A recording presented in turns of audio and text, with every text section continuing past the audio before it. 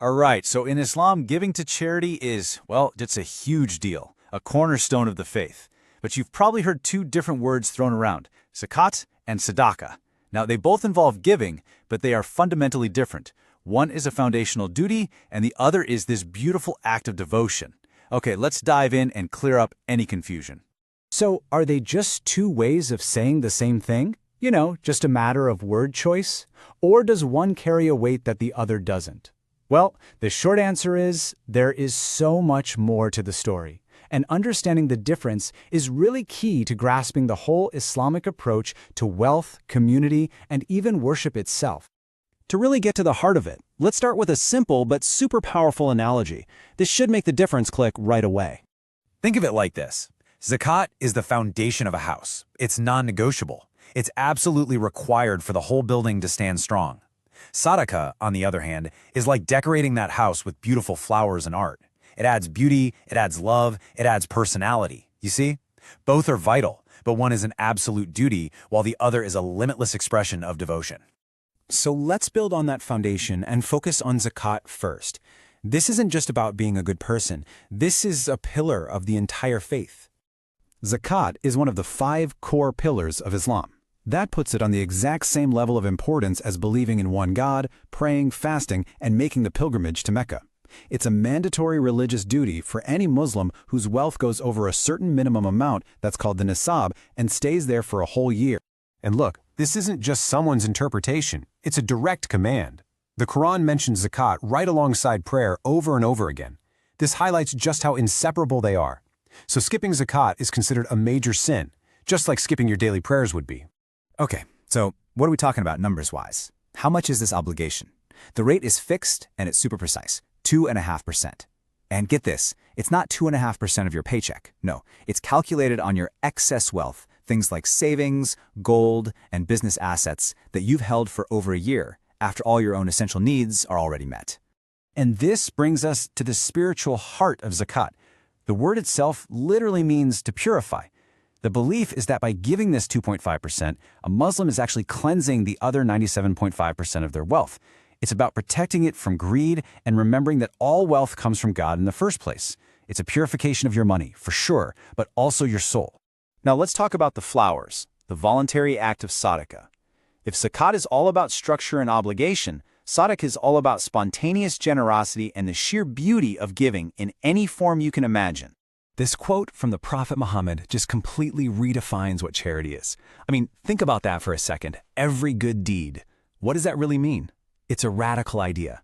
Charity isn't just about handing over cash. Any act of goodness can be a form of sadaqah, an act of worship that earns you blessings. This means that literally anyone, whether you're rich or poor, can give sadaqah every single day. A simple smile to someone having a rough day, offering a kind word of encouragement, or even just moving a rock from a path so nobody trips. All of these are considered acts of charity. It's a beautiful concept that basically democratizes goodness. So here's where it all comes together in one easy snapshot. Zakat is obligatory. Sadaqah is voluntary.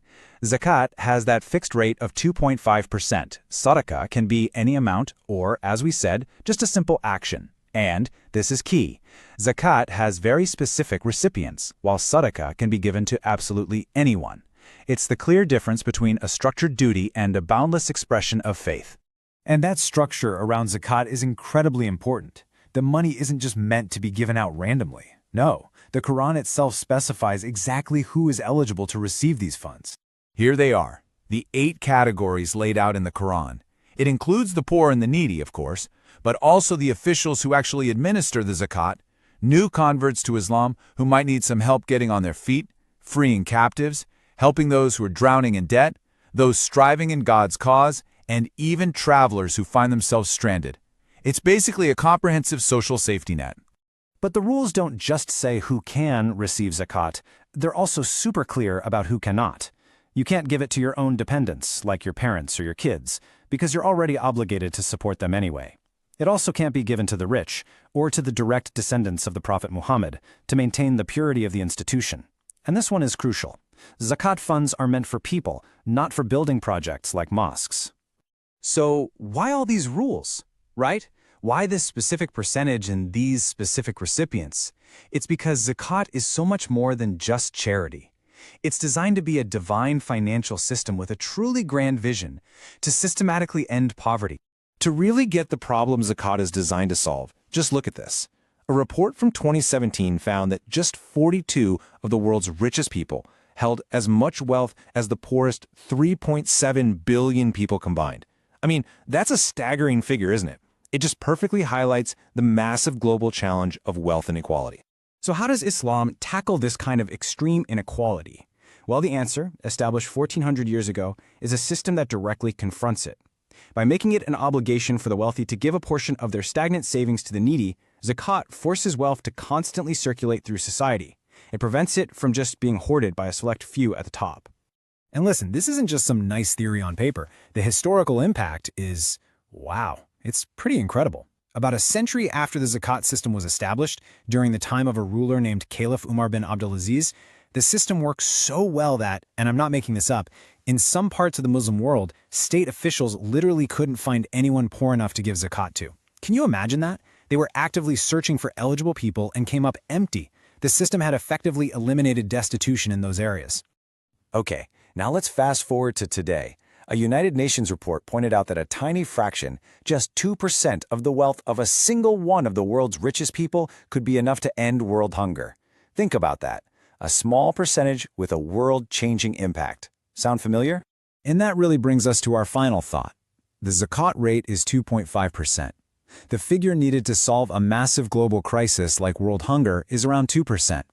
It really makes you wonder, what if this ancient principle of a small, mandatory contribution from the wealthy holds a powerful practical key to addressing some of the most profound challenges we face in the world today? It's definitely a question worth pondering.